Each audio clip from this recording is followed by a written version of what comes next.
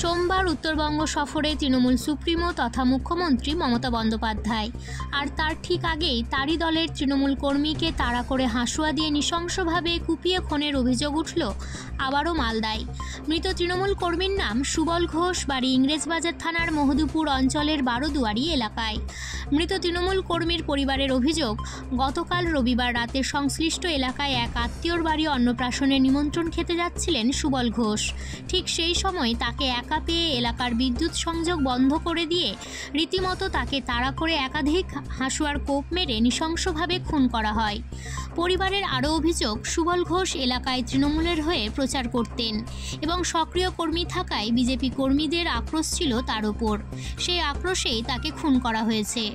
এই ঘটনায় অভিযোগ উঠেছে বিজেপি আশ্রিত দুষ্কৃতী লালচাঁদ ঘোষ, বাপি ঘোষ সহ বেশ কয়েকজনের বিরুদ্ধে। এদিকে পরে পরিবারের সদস্যরা জানতে পেরে তাকে রাস্তা থেকে রক্তাক্ত অবস্থায় উদ্ধার করে মালদা মেডিকেল কলেজ হাসপাতালে নিয়ে গিয়ে ভর্তি করলে চিকিৎসকেরা তাকে মৃত বলে ঘোষণা করে। এই ঘটনায় অভিযুক্তদের পরিবারের এক মহিলাকে আটক করেছে পুলিশ, বাকিরা পলাতক।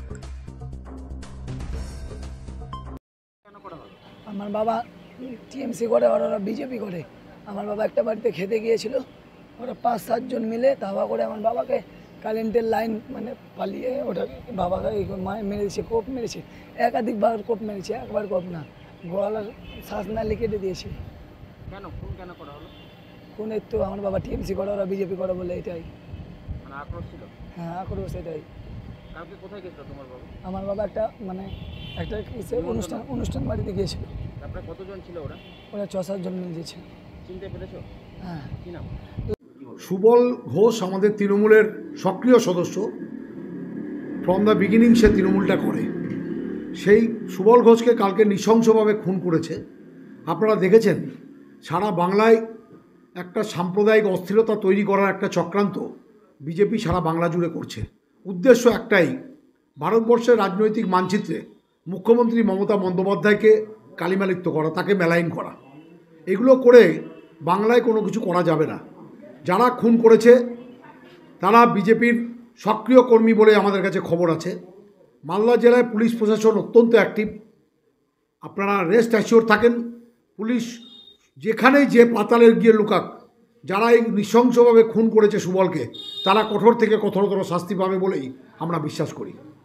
গতকাল মহদীপুরের বারোদুয়ারি যে খুন হয়েছে, সেই খুন সম্পূর্ণ পারিবারিক এবং আগের ঘটনার সঙ্গে যুক্ত। এখানে কোনো রাজনীতির সম্পর্ক নাই। মহদীপুর বর্ডার দিয়ে যেন আন্তর্জাতিক ব্যবসা ভালো চলে, তার জন্য কেন্দ্রে বিজেপি সরকার যে ব্যবস্থা করেছে এবং তার যে রেভিনিউ কালেকশন, সেটা পশ্চিমবঙ্গ এবং মালদা জেলাতে ভালো মতো আসছে। কিন্তু যত বিধানসভার ভোট আসছে, তত মালদা জেলার তৃণমূল নেতৃত্ব যত সক্রিয় হচ্ছে, তত ওই এলাকা জুড়ে খুন খারাপি বেড়ে চলেছে। যত ভোট আসবে আমাদের মনে হয় খুন খারাপি বাড়তেই থাকবে। পুলিশ প্রশাসনকে নিরপেক্ষভাবে ওই জায়গায় তদন্ত করতে হবে এবং যারা যারা খুনে যুক্ত তাদেরকে কঠোর থেকে কঠোরতম শাস্তি দেওয়া দরকার।